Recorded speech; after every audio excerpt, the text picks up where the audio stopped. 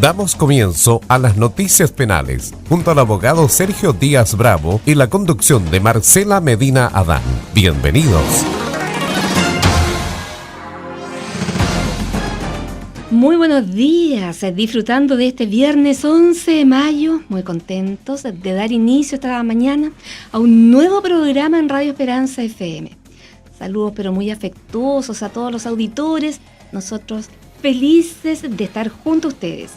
En un ratito más subiremos este programa para que puedan vernos mientras estamos al aire. Lo pueden hacer en YouTube, buscan Noticias Penales. Este es un espacio dedicado a la conversación en el cual analizaremos de 9 a 10 de la mañana las informaciones más relevantes en materia penal.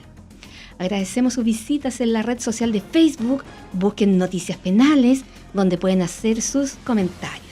Como cada semana, conversaremos junto al abogado penalista Sergio Díaz Bravo. ¿Cómo está, don Sergio? Muy buenos días, Marcela. Muy buenos días a todos los auditores. Mejor, ya casi completamente recuperado.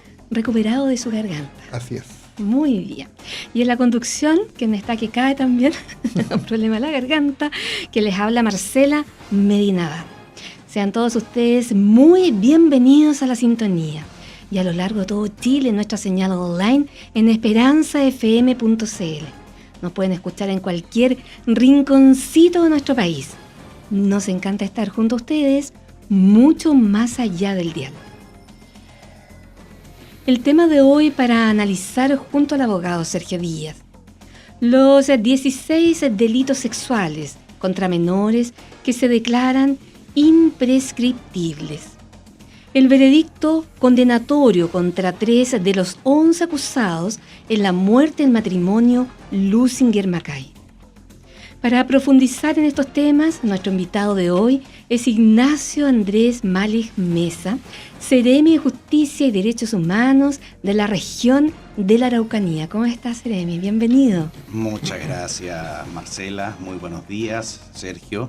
Buenos días. Y a todos los auditores de Radio Esperanza que nos escuchan en la Araucanía, desde Temuco, Angol, Freire, Gorbea, Petrufquén, etcétera. Y además, eso iba a decir, a nuestros amigos de la isla de Chiloé, de la ciudad de Ancud.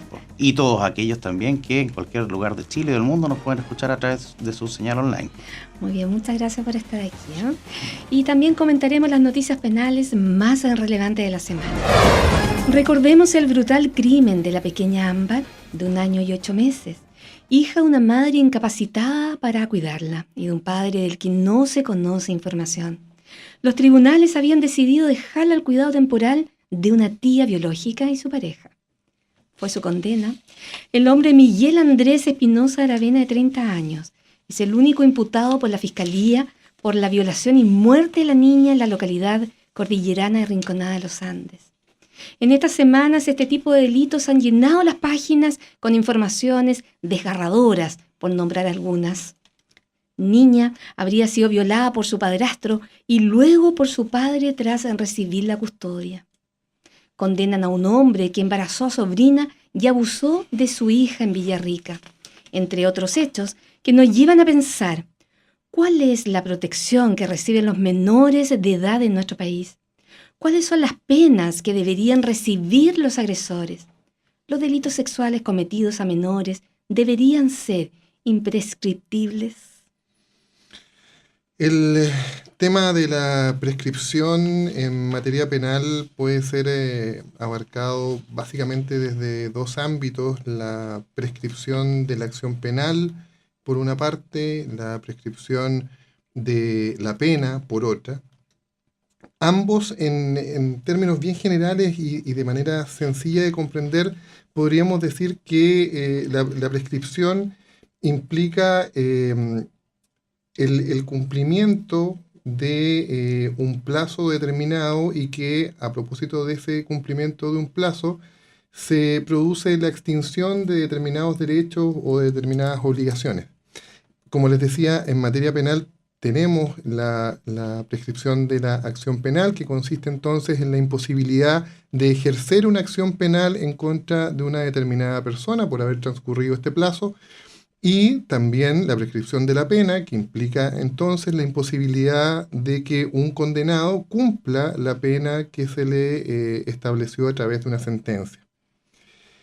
Esta prescripción ha tomado realce en los últimos días, porque si bien es cierto existen plazos de prescripción respecto de la acción penal de todos los delitos, en materia penal existe una regla especial en que el plazo de prescripción se empieza a contar cuando la víctima es menor de edad, desde que ella tiene la mayoría de edad. Y desde ahí se cuenta el plazo de 5 años o de 10 años, dependiendo si es un crimen o simple delito. Pero hace pocos días atrás nos sorprendieron desde la Presidencia de la República. El jueves 3 de mayo. Exactamente, con la presentación de una indicación sustitutiva que pretende en definitiva establecer la imprescriptibilidad total de los delitos sexuales que se cometan contra menores. De esta manera, como se señaló, no se va a hacer diferencia en la prescripción de la acción penal entre crímenes y simples delitos sexuales cometidos en contra de menores, como se había contemplado en el proyecto original. Ahora, esta imprescriptibilidad que se plantea por parte del gobierno se refiere a una nómina de 16 delitos sexuales, que podremos analizar en algún momento la pertinencia de ellos, pero como tenemos al Ceremi de Justicia y Derechos Humanos acá en el programa, partamos un poco conversando de este tema, de la importancia de este proyecto que está planteando el gobierno en materia de delitos sexuales en contra de menores de edad. Efectivamente, Sergio, para el gobierno del presidente Sebastián Piñera, que en su primer día de gobierno nos señala a todos los que íbamos a trabajar con él y a toda la ciudadanía que existirán 5 grandes acuerdos. Y uno de estos 5 grandes acuerdos es por la infancia. Siguiendo la línea de algunos parlamentarios de Bópoli que habían señalado la idea, la intención de poner a los niños primero en la fila, el presidente hace eco de muy buena forma y hace este llamado a un acuerdo por la infancia. Y muy relacionado con este acuerdo por la infancia y con los lamentables hechos que hemos visto en las noticias en estos últimos días,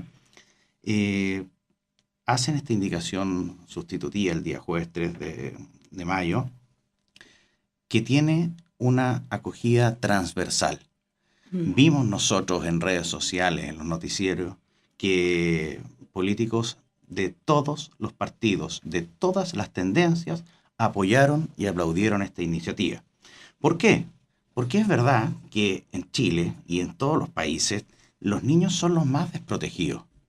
Los niños son los que requieren nuestro cuidado, los que requieren nuestra preocupación, y en el caso de estos delitos gravísimos, que lo que hacen es quitarle lo más importante que tiene un niño, que es su inocencia, es natural darle una mayor protección, y la imprescriptibilidad le da la posibilidad de poder perseguir la acción penal, tal como decía Sergio, en el tiempo. Que el tiempo no borre las heridas que estos delitos han dejado. Esa es la idea de este proyecto, y por eso las penas que tenían asociados, que si bien podían ser altas, no tenían este efecto retroactivo en el fondo. O sea, no es un efecto retroactivo, sino que es una función que tiene la pena. Dice aquí Sergio, que es penalista experto, ¿no? Que es la función motivadora del tipo penal, que es esa función que es disuasiva, que la pena se da para que se vea que tenga un efecto pedagógico, donde no se vuelva a cometer el mismo delito, no solo por el autor, sino que por otras personas que vean que hay una consecuencia grave. Y acá, al declarar estos delitos imprescriptibles, también tiene un efecto que disuade, porque yo no puedo cometer un delito tan grave como esto y esperar 5, 10 años, dependiendo de cuál sea la pena que tenga asignada, diciendo que ya no me va a pasar nada. Entonces, en ese sentido es una señal potente para proteger a nuestros niños. Yo no sé, Marcela, si tú te recuerdas un poco, en algún programa anterior hablamos de... disculpa. Hablamos de la finalidad de la pena. Y yo te dije, no nos vamos a ir en la profundidad de la finalidad de la pena porque es un tema de muy largo aliento. Más largo, sí. Pero efectivamente, lo que se dice en doctrina es que la pena que se le aplica a una persona responsable por un delito particular tiene distintos fines. Algunos plantean la existencia de un fin de prevención, y en este caso un fin de prevención específicamente asociado a la sociedad en términos de que cause un efecto educativo. Que sepan que este delito es grave, en este caso asociado a la prescripción, que sepan que este delito no va a prescribir nunca y que va a poder ser perseguido siempre sin esperar que pase un tiempo y que esto se borre. Eso, desde un punto de vista, me parece que es importante asociado a esta iniciativa. Ahora, también hay que reconocer que, si bien es cierto, la gran mayoría ha apoyado esta propuesta, pero han habido por ahí algunas voces disidentes. Hubo incluso un recuerdo a una circular, a un documento que envió la Corte Suprema al Senado, entiendo, el año pasado, manifestando su visión, si bien es cierto, de 3 ministros de la Corte Suprema, en contra de esta posibilidad. Hoy día me parece haber leído en los últimos días en la prensa que el presidente de la Corte Suprema un poco que le bajó el perfil a esa situación y se abrió a la posibilidad de discutirlo. Pero hay críticas también, o sea, no es una monedita de oro que todos quieran ni que todos acepten de buena forma. Hay algunas críticas. Yo particularmente he planteado algunas dudas, no precisamente respecto de la posibilidad de que se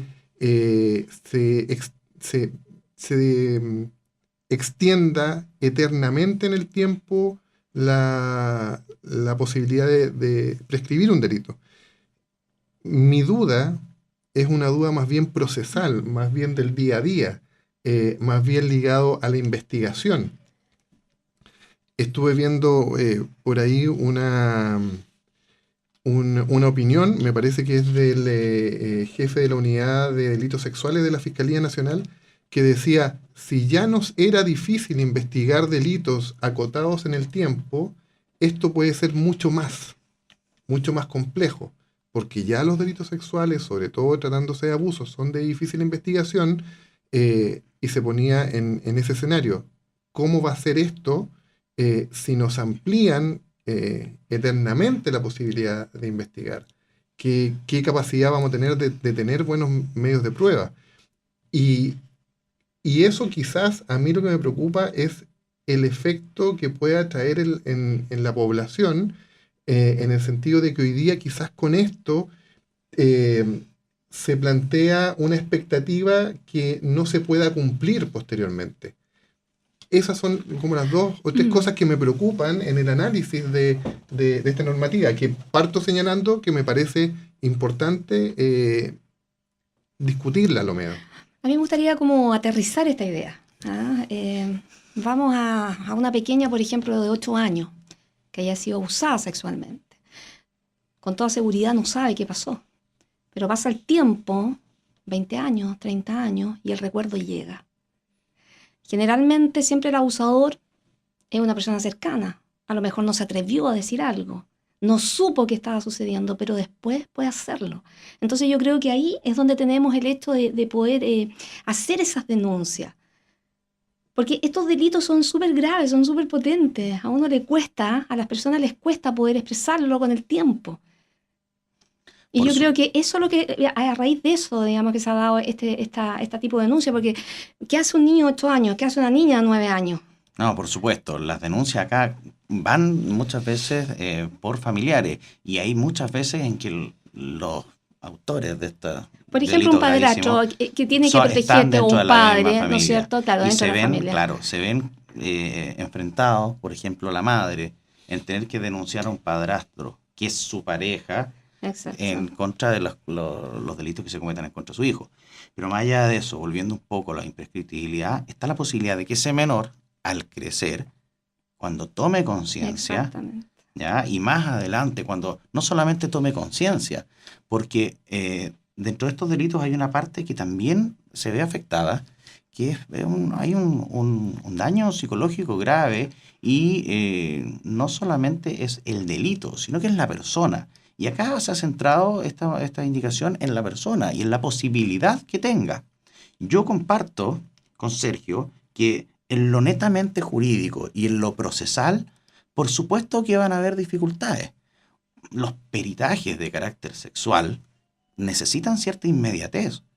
Yo no puedo, quizás el valor probatorio que tenga en 20, en 30 años, un peritaje sexual, el juez lo va a tener que apreciar de acuerdo a las reglas probatorias que tenga. Entonces, quizás los indicios de ese abuso, de esa violación, son más psicológicos también. Pero también hay otros peritajes. Entonces, yo no lo veo, sé que son dificultades que se van a ir dando y se van a ir solucionando jurisprudencialmente, como hace el derecho. Pero más allá de eso, es la señal potente, seria, de un hecho concreto, de que el gobierno se hace cargo de estas situaciones. Sí, a mí me parece que efectivamente es una señal fuerte.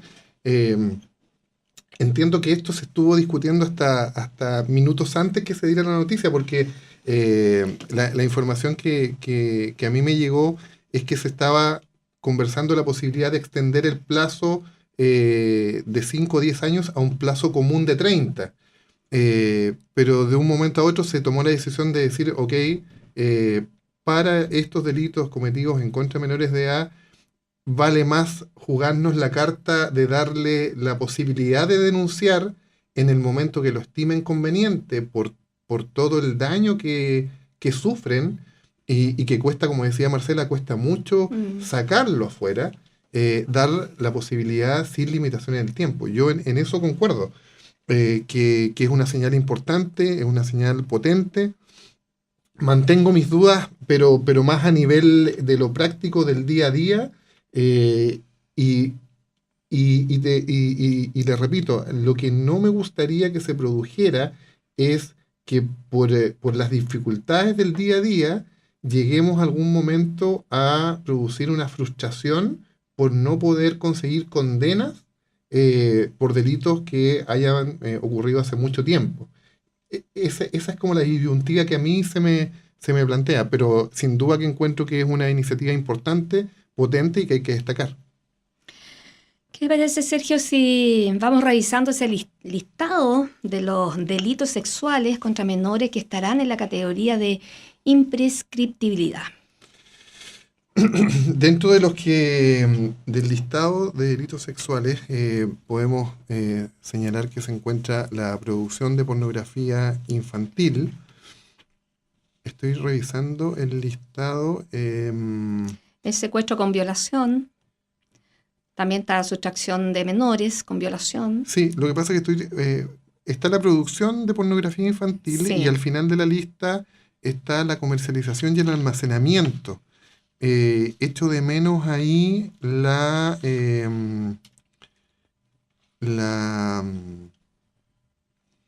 difusión del material pornográfico, porque está el almacenamiento, la comercialización, y no veo la distribución. Pero quizá hay un problema en el listado que no sé. En caso que no estuviera, pasaría un poco lo que sea con la ley 20.000, donde la ley de drogas, donde efectivamente está prohibido la plantación, comercialización, etcétera, pero no el consumo. Pero sí lo que hace es encerrar todas las circunstancias que lo rodean. Sí. Y acá, en el caso de la producción, por supuesto, están dentro del catálogo de delitos imprescriptibles la producción y también la comercialización y almacenamiento. Claro, lo que pasa es que tengo un listado que quizás es información periodística y no tengo la indicación oficial propiamente tal. Pero sin duda que la pornografía infantil es un tema muy, muy importante y que no es de tan antigua regulación.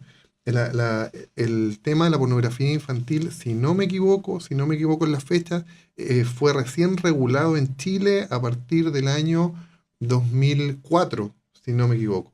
En adelante. Antes no estaba regulada la pornografía infantil en los términos que tenemos hoy día.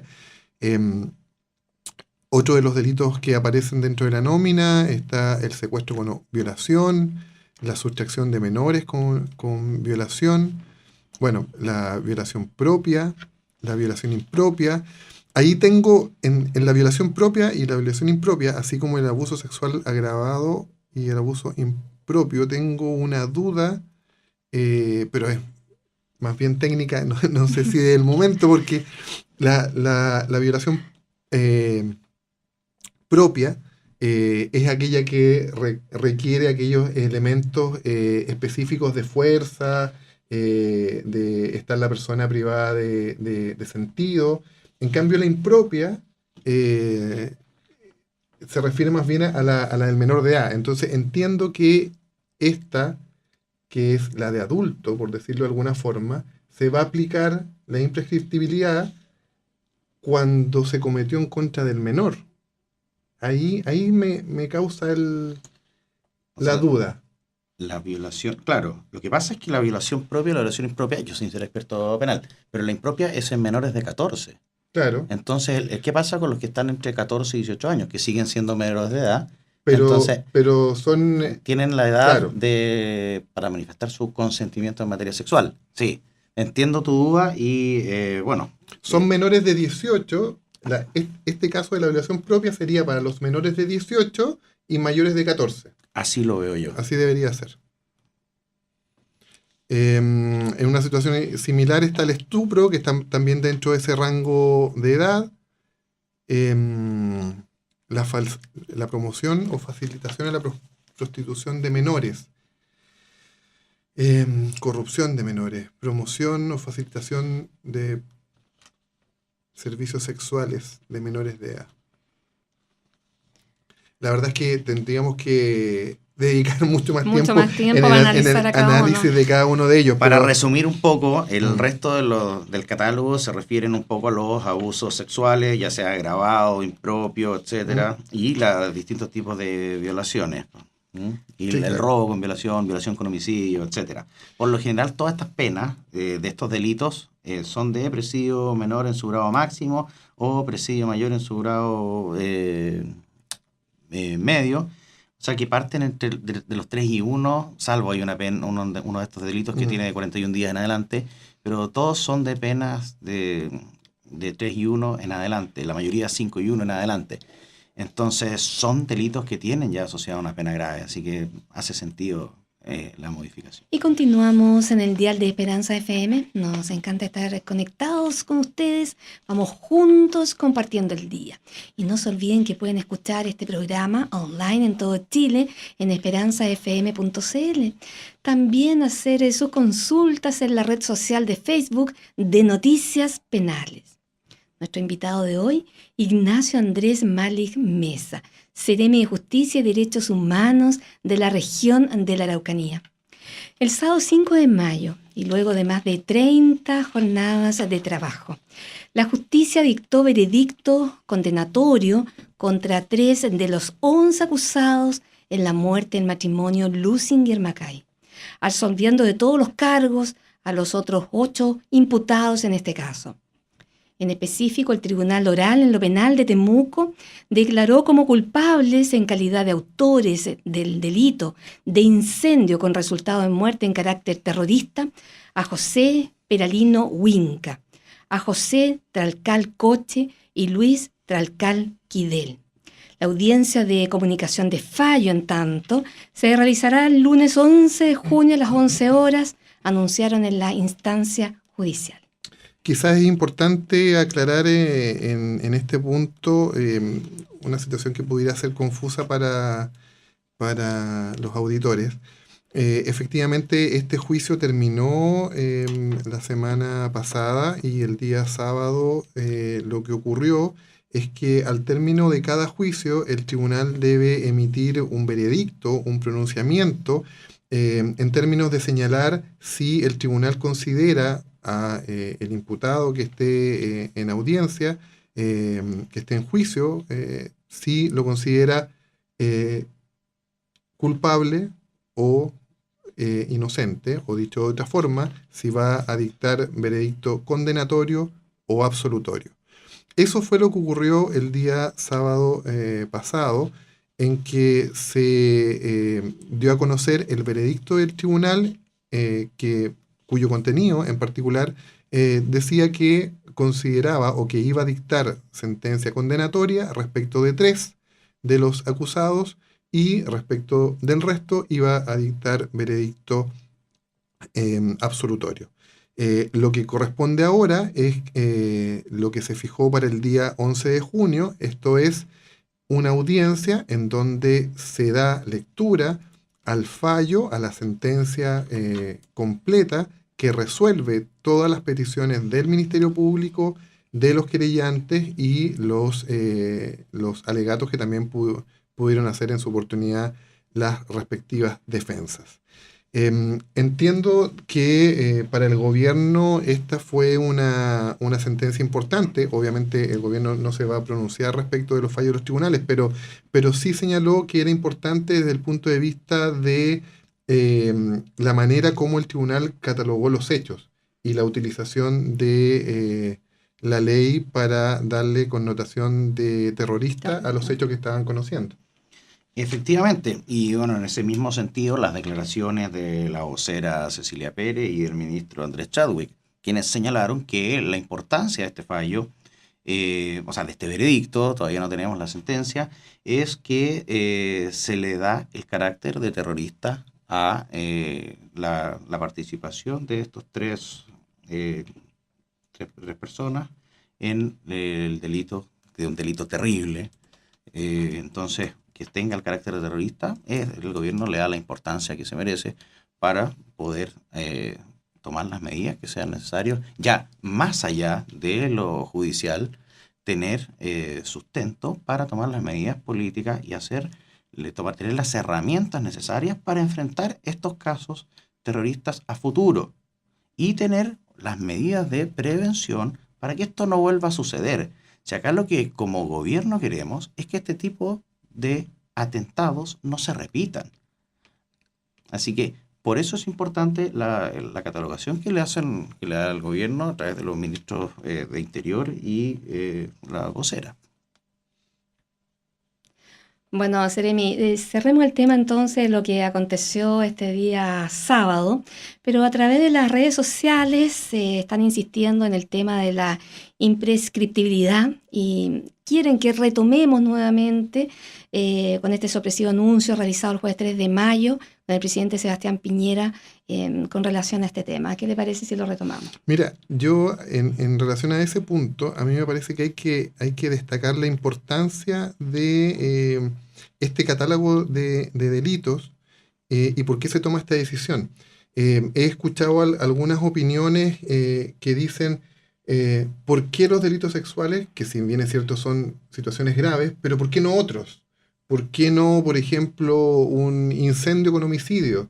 Que también es gravísimo. O la pregunta de por qué tiene que suceder algo tan grave como el caso de Ámbar. Para reaccionar.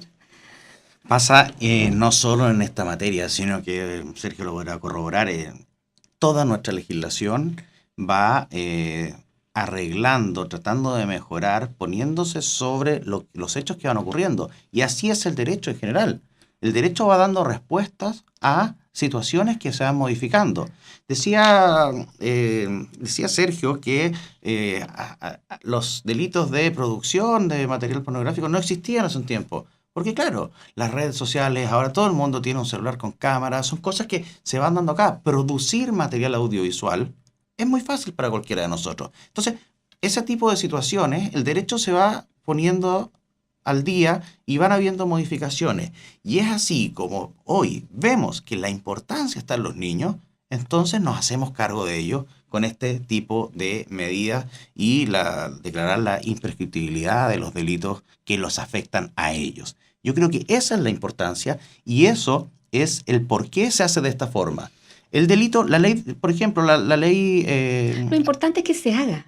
La ley se va haciendo cargo de eso y los legisladores lo hacen. Entonces, se está dando respuesta a una situación actual que, a juicio del gobierno, y en mi opinión de muy buena forma, le vamos dando respuesta a lo que la realidad y Chile necesita.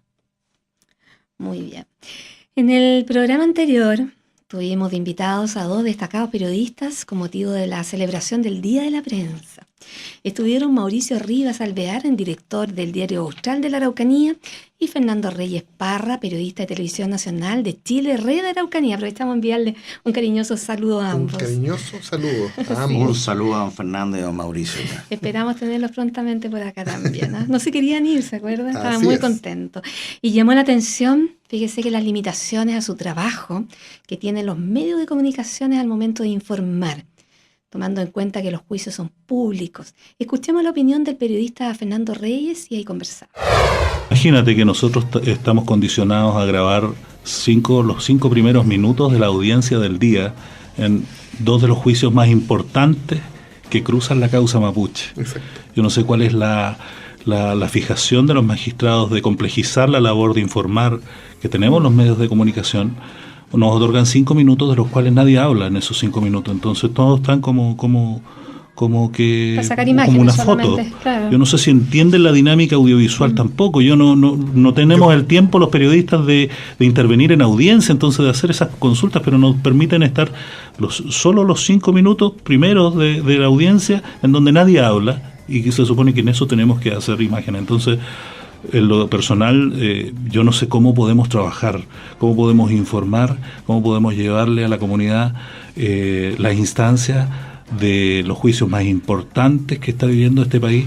Yo pretendía incluso mandar una carta al diario, Mauricio, pero ya que me dieron este espacio, yo siento que es importante el poder hacer sentir el malestar que existe en lo personal como editor de un canal de televisión que diariamente está recibiendo los requerimientos de una instancia nacional que quiere llevarle al país las alternativas de estos juicios importantes y que sin embargo no tiene oportunidad precisamente porque los magistrados tienen una fijación de que nuestra presencia obstaculiza. Ahora, afortunadamente hemos tenido un canal del Poder Judicial que ha permitido un poco eso, pero el canal del Poder Judicial no transmite todo, transmite algunas instancias, alguna audiencia. Entonces, nada, nosotros estamos muy complicados con el tema porque, como digo, no sabemos quién nos puede defender. Es como el Chapulín esto. Sí, porque claro, estamos en un poder absolutamente unilateral de parte de los magistrados. Y eso es muy atingente con lo que te referías a la libertad de expresión, obviamente. Sin duda. Recuerdo claramente esa expresión que... Bien apasionado. Muy apasionada, sí, de parte de... Molesto, ¿no? De Fernando. Claro, era una mezcla de pasión y molestia. Pero desde el punto de vista laboral. Sí. De la labor que los medios les corresponde hacer en tribunales, en el día a día, las dificultades que un poco con las que les tocaba lidiar. ¿Qué pasa con este tema? Porque efectivamente yo concuerdo con Fernando Reyes en términos de que aquí hay un derecho a la información. La comunidad tiene derecho a conocer de las audiencias, de los imputados, de las víctimas, las resoluciones que tomen los tribunales, pero lo cierto es que da la impresión que los tribunales no han captado todavía la esencia de esta necesidad de la información y uno lo ve en el día a día cómo es que a los medios de alguna forma se les ponen trabas. Y se les hace difícil la labor. Yo eso lo he visto directamente.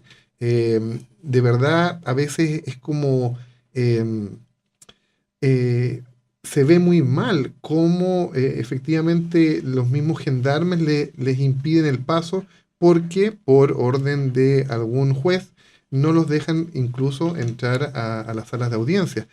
¿Qué opinión tiene? O pueden ingresar solamente un par de minutos y retirarse, entonces no pueden ver el desarrollo de lo que acontece ahí. Lo que nos contaba él, que en estos últimos juicios más importantes que hemos tenido, solamente se les dejaba entrar 5 minutos para hacer grabaciones con todos los intervinientes en silencio, como él decía o nos explicaba, para sacar el mono y nada más, y después la información la sacaban a través de lo que el Poder Judicial sí ha hecho, que es poner una camarita una pantalla en una sala anexa y ahí poder ver algo del desarrollo de la audiencia, pero evidentemente no hay un acceso libre de los medios a las audiencias, y eso produce, creo yo, como consecuencia que la comunidad no tiene acceso a toda la información. Yo concuerdo en que hay ciertas trabas, pero esas trabas tienen cierto fundamento. A ver, el problema acá no es que hayan trabas. El problema sería que estas trabas fueran arbitrarias, que fueran antojadizas y que obedezcan a un mero capricho del juez. Juez que por lo demás es quien está a cargo de su sala, ¿ya? Nosotros como Ministerio de Justicia, que somos un ente que tiene la labor de ser la comunicación entre el Poder Ejecutivo y el Judicial, tenemos que darle los medios y garantizarle las condiciones para que los jueces puedan desarrollar su labor adecuadamente. Y es así que principalmente a través de Gendarmería de Chile, en audiencia, nosotros le prestamos estos servicios para que los jueces puedan desarrollar su labor. Yo entiendo la inquietud de Fernando y con la energía y pasión con la que lo dice, pero hay que considerar también que acá existe el derecho a informar y los periodistas lo tienen. Pueden informar, la unidad de comunicaciones del Poder Judicial saca comunicados a través de redes sociales, informa tiene sus periodistas que están en contacto con los periodistas de los medios, a quienes pueden acudir cuando lo necesitan, y además se les permite el ingreso. Pero ese derecho a informar que tienen se ve en colisión a veces con otros derechos, como por ejemplo el de un imputado. Un imputado es una persona, o un formalizado es una persona que tiene un principio de inocencia que se le debe respetar. Yo no quiero decir que los medios vayan a emitir una condena, pero sí los medios difunden y la gente a veces condena antes de que exista una sentencia. Entonces, esa condena social afecta también los derechos de quienes son imputados, acusados o formalizados en un procedimiento penal. Además, por ejemplo, en una audiencia de juicio que hay víctimas, las víctimas muchas veces tienen derecho a mantener su identidad en reserva, y eso el juez se encarga de mantenerlo, y estos dos derechos deben coexistir y a veces son incompatibles.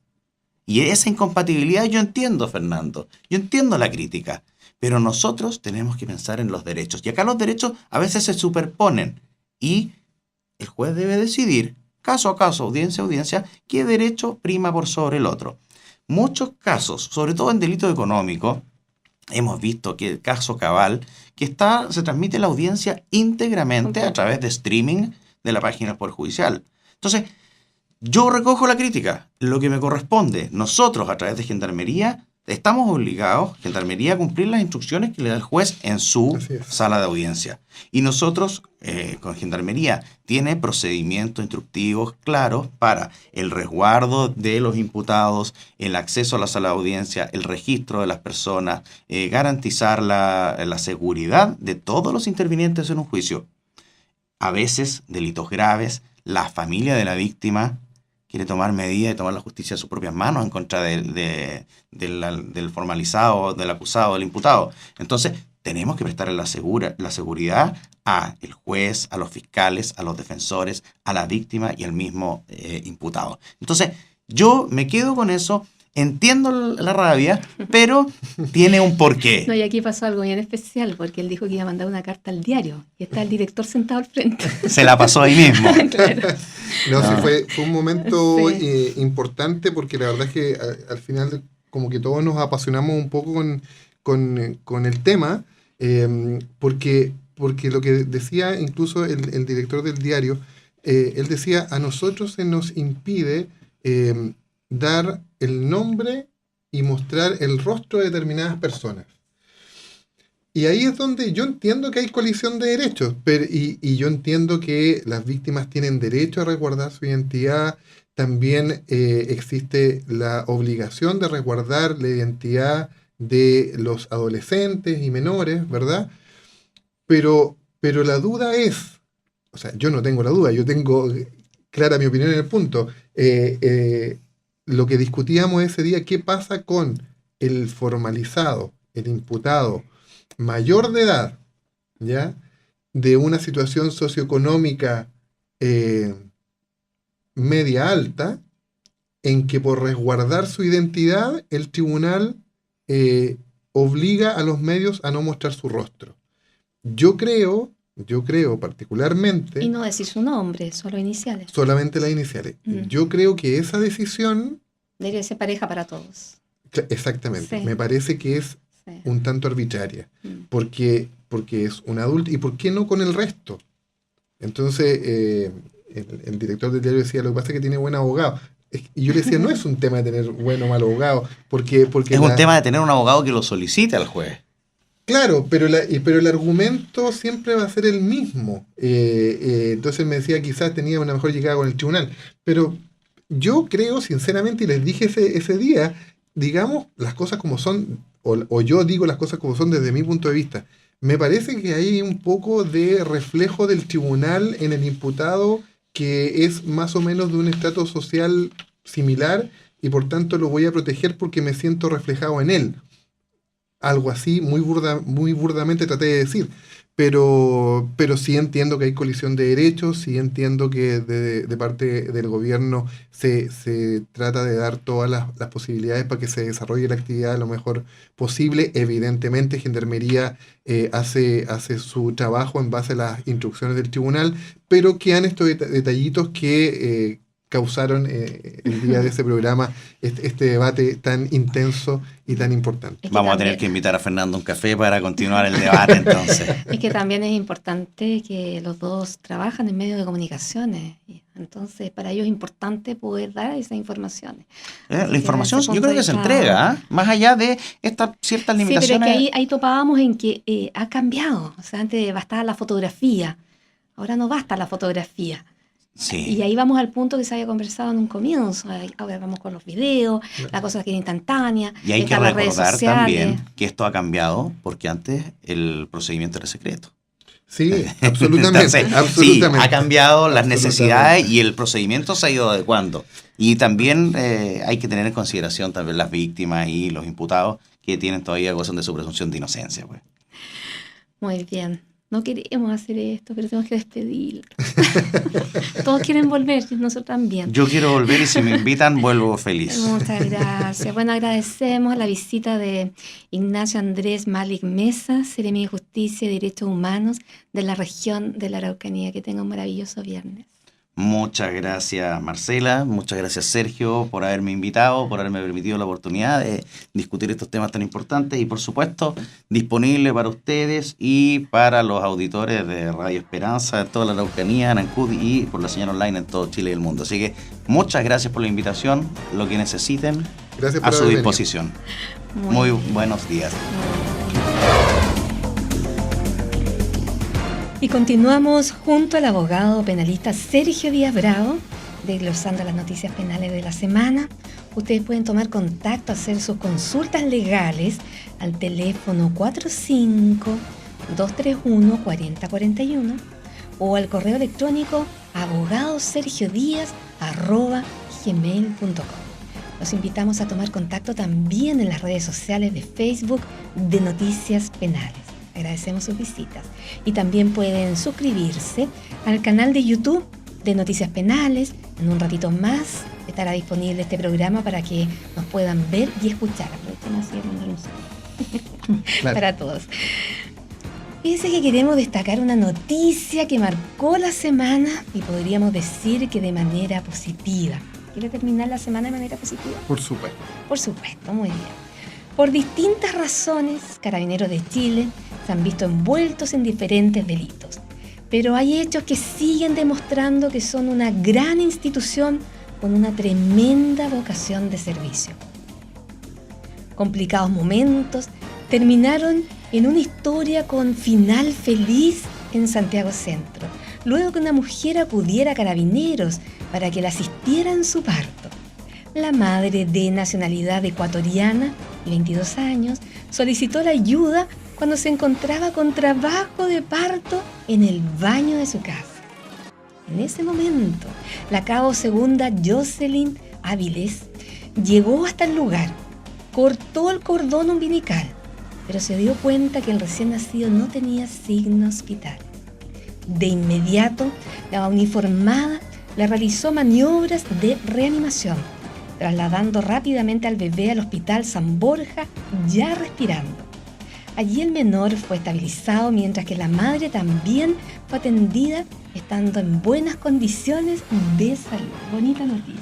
Muy bonita noticia y obviamente hay que destacarla porque en los últimos meses Carabineros se ha visto envuelto, o más bien miembros de la institución se han visto envueltas en situaciones de comisión de delitos muy graves, y obviamente eso ha traído como consecuencia una baja en un deterioro de la credibilidad y en la imagen que tenía la institución, pero obviamente es una institución tradicional de gran importancia para nuestro país en diversos aspectos. Y por eso situaciones como esta destacan la labor de aquellos funcionarios que, como dijimos en algún momento, incluso de manera heroica, desarrollan su actividad en beneficio de la comunidad. Hay que destacarlo, es una muy buena noticia para terminar esta semana. Así es, bueno, yo creo que va a ser la madrina del bebé. La cabo segunda Jocelyn Áviles. Lo que yo no vi aquí en la noticia es si es un niño o una niña. Para saber si le van a poner Marcela o Sergio. Ay, por favor, no hagan eso. No, yo decía por si le ponían Jocelyn, no, ay, qué sabe. Bueno, muy bien, hemos finalizado el programa de hoy, viernes, felices de la sintonía. Marcela Medina los invita a continuar en el dial. Muchas gracias, Sergio, por estar junto a nosotros. Buen fin de semana para Buen usted. fin de semana para ti, Marcela, y para todos los auditores, para toda la gente que nos sigue también a través de YouTube y de todas las redes sociales. ¿Y se viene el Día de la Mamá? Así es, ¿El día domingo? el día domingo. Muy bien. Tendré que llamar a mi madre. Voy a llamar a su madre. Bueno, nos encanta su compañía. Que Dios los acompañe siempre. Muchas gracias.